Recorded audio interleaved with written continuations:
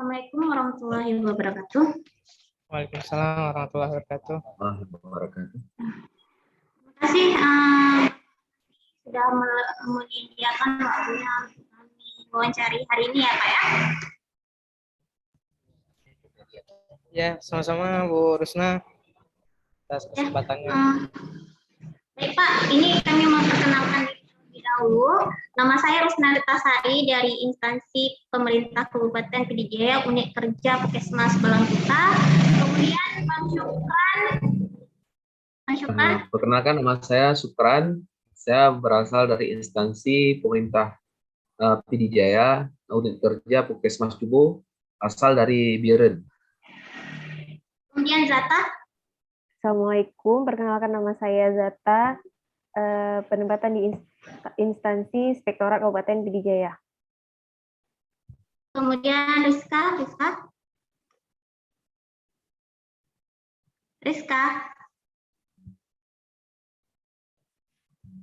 Baik, perkenalkan nama saya Rizka Reuna Harnum, CPNS, asal instansi pemerintah Kabupaten Pidijaya, unit kerja di Inspektorat.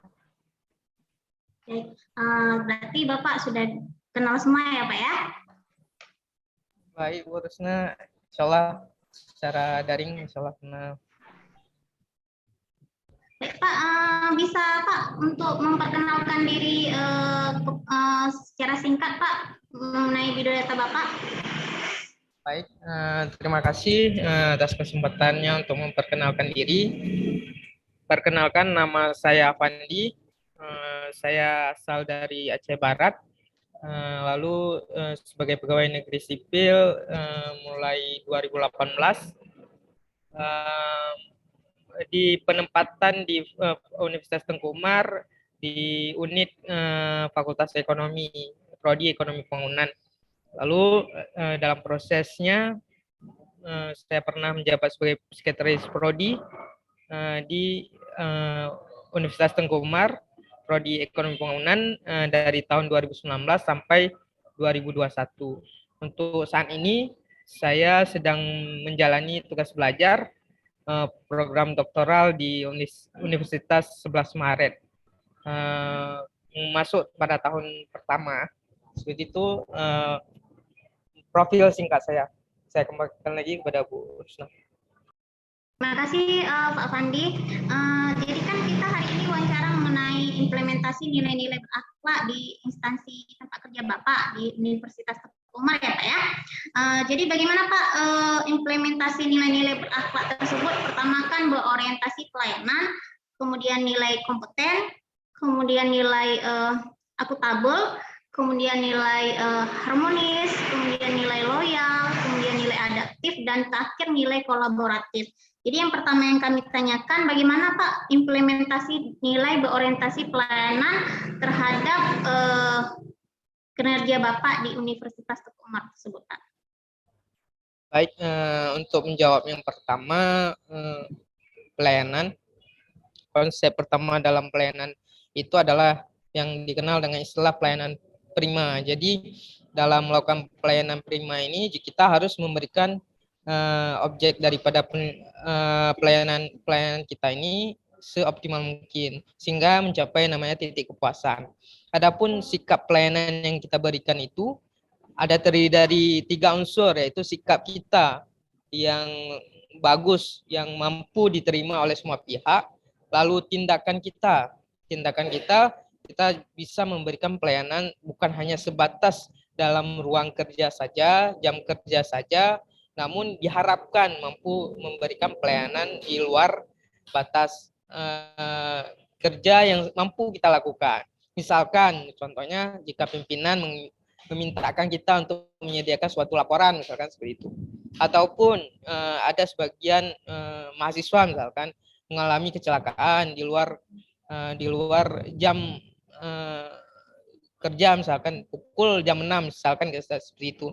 Kita harus memiliki empati yang besar sehingga kita juga harus peduli terhadap sesama, sehingga pelayanan itu memberikan kepuasan kepada objek daripada yang kita layani itu. Mungkin itu Bu Rusna yang dari objek daripada pelayanan publik. Baik, terima kasih Pak Pandi. Kemudian pertanyaan kedua ini Pak, implementasi nilai dari akuntabilitas Bapak menjabat menjadi ASN di Universitas Teguh Umar seperti apa Pak? Baik, Bu Rusna, untuk bagian akuntabilitas itu berkaitan dengan tanggung jawab kita atas kerja yang telah diamanahkan kepada kita. Adapun contoh daripada tanggung jawab yang amanah yang telah diberikan kepada kita adalah contoh daripada rancangan kerja, rencana kerja yang telah kita membuat MOU ataupun yang namanya perjanjian kerja kita dengan atasan kita ataupun kerja harian kita dalam bentuk SKP dan sebagainya, itu harus kita wujudkan. Sehingga apa? Sehingga visi misi dari organisasi itu dapat tercapai. Nah, jika kita tidak mampu memberikan tanggung jawab yang besar terhadap apa yang diamanahkan kepada kita, maka visi misi itu otomatis tidak dapat terwujud seperti itu, Bu Rusna. Mungkin dari persepsi saya bahwa akuntabilitas itu sangat perlu dibutuhkan dalam setiap ASN. Karena kenapa? Karena itu adalah roda dalam sebuah organisasi dalam mencapai visi misi daripada organisasi itu sendiri. Mungkin itu. Baik Pak, terima kasih. Syukran. Selanjutnya ditanyakan. Ya, Pak Afandi. Selanjutnya mungkin saya akan bertanya sedikit tentang penerapan nilai kompeten. Mungkin di tempat kerja Bapak, mungkin Bapak sebagai ASN, mungkin sebagai dosen juga mungkin dituntut lebih banyak mengikuti seminar-seminar yang harus diikuti untuk menunjang ilmu, mungkin untuk menambah ilmu atau wawasan. Yang ingin saya tanyakan, mungkin Pak, seminar-seminar apa aja yang mungkin yang sudah Bapak ikuti selama menjadi ASN di Universitas Teguh Umar? Baik, terima kasih Bapak Syukran atas pertanyaannya bahwa kita untuk mewujudkan kompeten itu harus kita membangun kompetensi diri.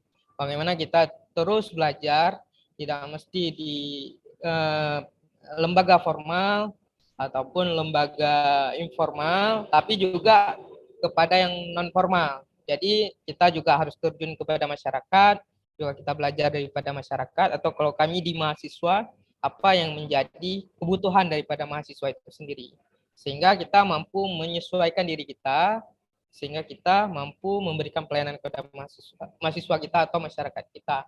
Adapun pelayanan yang telah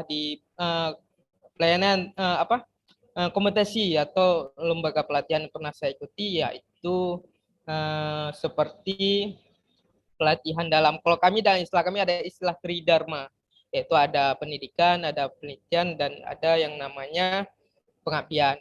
Dari segi pendidikan, saya saat ini sedang melaksanakan salah satu peningkatan kompetensi sendiri, yaitu melanjutkan studi S3 saya di Universitas 11 Maret. Itu salah satunya. Kalau dari segi penelitian, saya pernah mengikuti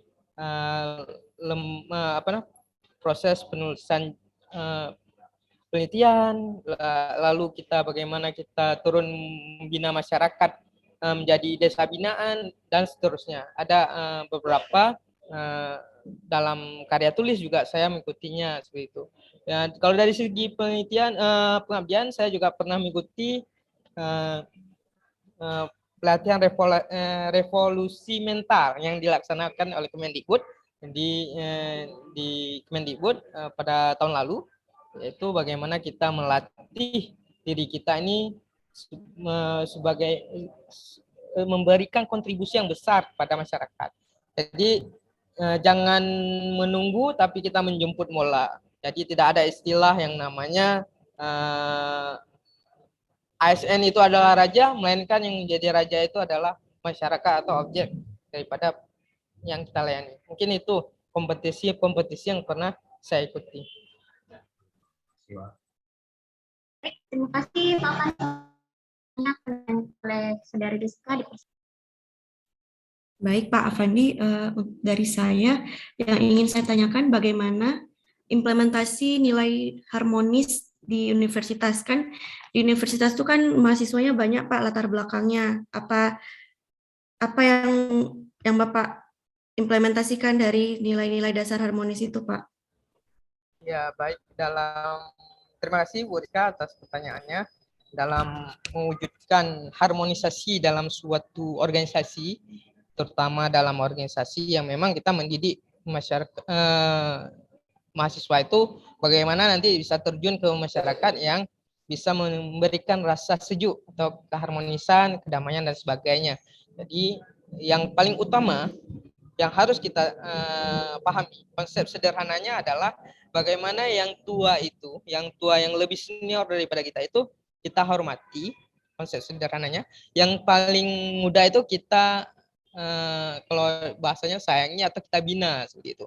Kalau dari segi mahasiswanya yang lebih muda ya kita bina, tidak ada istilah rasis, tidak ada istilah sara ya, membandingkan salah satu kelompok dengan yang lain. Kan banyak nih, ada mahasiswa pulau, ada mahasiswa pesisir, ada mahasiswa gunung seperti itu, ada kota, ada desa, itu kita anggap sama, tidak ada istilah yang membedakan mereka.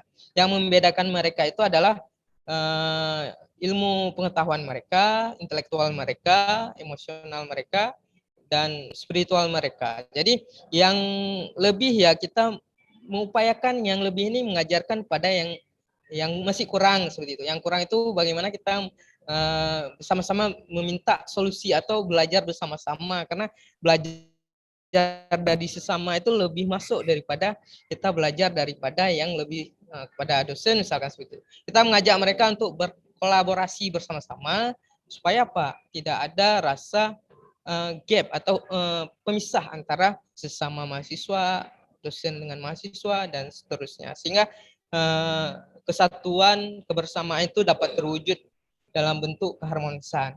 Begitupun kita di sesama dosen juga tidak boleh ada istilah rasis atau primordial, ya, dia adalah dosen teknik, saya ekonomi, itu tidak. Malah sekarang dalam menjawab tantangan dunia atau tantangan kebutuhan masa kini, kita harus berkolaboratif.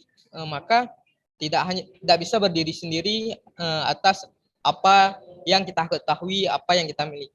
Mungkin itu Bu Rizka yang sepemahaman saya mengenai yang namanya harmonisasi.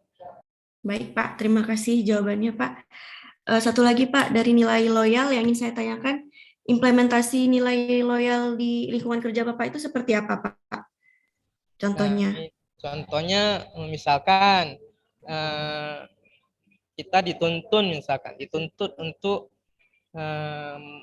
membuat akreditasi ya, karena ini menyangkut dengan masa depan daripada mahasiswa itu sendiri. Jadi bagaimana kita mampu menyisihkan waktu yang bersama keluarga itu kita berikan sedikit kepada institusi seperti itu. Jadi ketika libur kita membuat borang akreditasi. Sebenarnya itu waktu istirahat kita, namun kita memberikan kontribusi sedikit untuk lembaga kita, karena itu ada instruksi dan ada visi misi di situ. Maka kita harus turut. Jangan nanti ketika ada instruksi dari atasan langsung di luar jam kerja kita menolak. Itu kita dalam artian bahwa menolak dari apa yang diamanahkan atau yang diutus daripada pimpinan kita seperti itu. Jadi dalam bentuk loyalitas, lalu bagaimana loyalitas kita kepada negara kita. Jika ada sesuatu yang menyimpang daripada dasar hukum negara kita, maka kita berhak untuk melaporkan, misalkan seperti itu. Misal ada pimpinan kita melakukan tindakan yang hukum, misalkan korupsi seperti itu kewajiban kita untuk kita ada memiliki hak untuk melaporkan kepada komisi ASN seperti itu, atau lembaga ombudsman seperti itu. Kita loyal kepada negara kita, bukan loyal kepada, tidak dalam artian bahwa loyal kepada atasan yang benar, bukan loyal kepada atasan yang tidak benar seperti itu. Ya, yang intinya bahwa kita adalah ASN ini bekerja untuk negara, bukan kepada orang seperti itu. Mungkin itu yang sepemahaman saya bagaimana kita harus loyal terhadap negara, ya.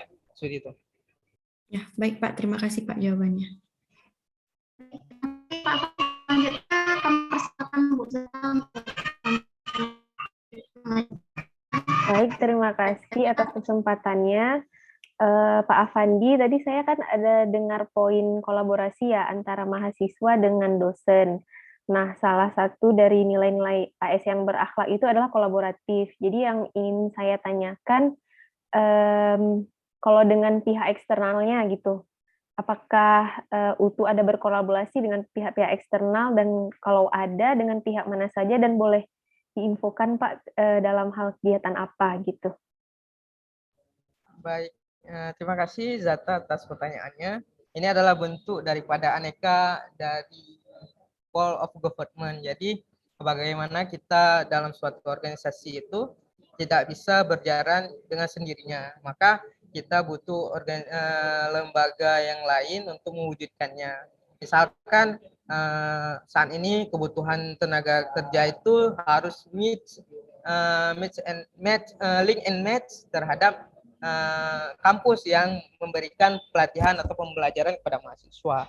Maka yang saat ini yang telah dilakukan oleh Universitas Tengku Umar adalah bagaimana menyediakan peluang bagi mahasiswa untuk merasakan bagaimana magang seperti itu. Maka ada MOA, ada MOU dengan beberapa instansi pemerintahan untuk mahasiswa yang bersedia atau berkeinginan untuk melakukan MOA atau melakukan magang.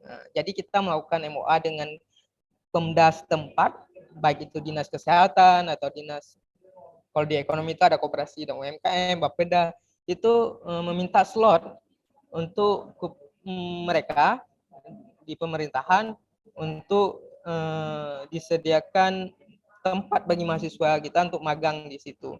Sehingga apa, nanti setelah mahasiswa selesai melakukan magang di dinas tersebut, mereka diharapkan mampu bekerja sesuai dengan apa yang dibutuhkan di pasar tenaga kerja. Salah satunya ada pasar tenaga kerja adalah bagaimana mereka dengan cepat, dengan mudah bisa menyesuai bagaimana kerja di lapangan. Bukan hanya sebatas teori seperti itu. Mungkin itu yang saya pernah lakukan dan pahami. Mungkin itu. Ya, baik. Untuk pertanyaan terakhir dari saya, Pak. Sekarang kan era digital ya, udah 4.0. Kalau di UTU ada bagaimana sih cara UTU itu untuk menghadapi perubahan 4.0 ini? Baik, pertanyaan menarik, bagaimana UTU ini menyikapi perubahan zaman. Transformasi yang dulunya kita sedikit agak manual ya, sekarang sudah semua daripada dunia yang teknologi informasinya sangat cepat berubah. Maka salah satu yang dilakukan adalah bagaimana kita mencoba menyesuaikan bagaimana mahasiswa kita ini familiar dengan dunia-dunia yang berkaitan dengan teknologi informasi. Misalkan kita coba memperkenalkan bagaimana kuliah itu tidak ada istilah batasan ruang dan waktu lagi. Jika dulu hanya istilah tatap muka, sekarang kita sudah mengenal yang namanya hybrid. Jadi jika kita terkendala dengan tatap muka, maka kita coba untuk kuliah juga dengan secara daring. Lalu bagaimana kita juga harus mengingat lingkungan, ya kan? 4.0 ini juga berbicara masalah lingkungan. Bagaimana banyak pohon yang ditebang gara-gara kita menggunakan kertas dalam mengerjakan setiap pekerjaan. Maka dalam mengatasi hal tersebut, kita tugas-tugas tidak lagi kita kumpulkan secara fisik, melainkan sudah menggunakan teknologi-teknologi yang mendukung daripada penjagaan lingkungan seperti itu, dengan menggunakan Google Drive ataupun email dan sebagainya, ataupun dengan aplikasi-aplikasi Google Scholar dan banyak lain hal yang dilakukan. Begitu juga dengan aplikasi lain yang juga dikenalkan kepada mahasiswa. Kita dilatih untuk, misalkan kalau kami di ekonomi ada istilah marketing misalkan. Marketing bukan hanya langsung dilakukan secara manual, melainkan sekarang sudah ada aplikasi-aplikasi yang bisa kita kembangkan mendukung daripada kegiatan marketing itu sendiri. Sehingga jangkauan daripada apa yang kita jual, yang kita promosikan itu hanya bukan batasan ruang lingkup daerah saja, melainkan sudah mencapai negara, bahkan tanpa ada batasan lagi. Sehingga harapan bagaimana kita dapat menyesuaikan diri dari globalisasi ini dengan transformasi transfer knowledge, transfer teknologi, dan sebagainya, sehingga kita mampu bersaing dengan negara-negara lainnya. Mungkin itu Bu Zata mengenai yang IT sendiri. Ya, terima kasih Pak Afandi atas jawabannya. Baik, terima kasih Pak. Sangat jelas sekali ya penjelasan tentang implementasi nilai-nilai berakhlak di instansi Bapak ya. Berarti sudah diterapkan ya Pak ya nilai-nilai dasar berakhlaknya di instansi Bapak ya Pak? Insya Allah sudah diterapkan, namun pasti masih ada kurang sana sini, ya kita terus berbenah untuk menjadi lebih baik lagi. Seperti itu Bu. Baik Pak. Ya, baik Pak. Dengan akhirnya pertanyaan tadi, maka wawancara kami juga kami akhiri ya Pak ya. Terima kasih Pak sekali lagi atas waktunya ya Pak ya.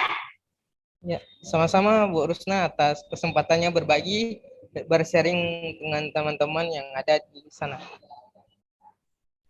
Semoga juga kami bisa mengimplementasikan nilai berakhlak tersebut di instansi kami juga ya Pak ya. Baik Ibu. Ya Bu. Amin, mudah-mudahan segera terwujud karena itu harapan kita bersama.